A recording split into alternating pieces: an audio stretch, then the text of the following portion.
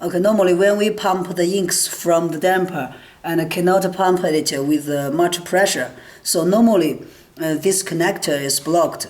So in this case, we can remove this connector and insert the ink tubes directly into the ink tube.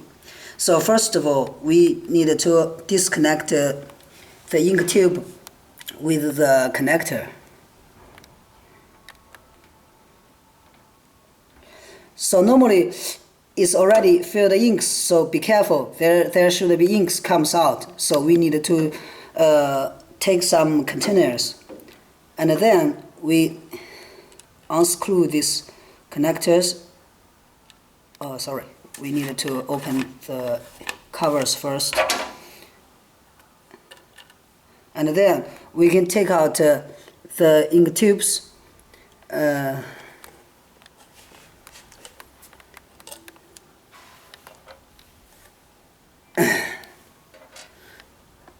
Then we can insert the ink tubes directly into the ink bottles and close the covers.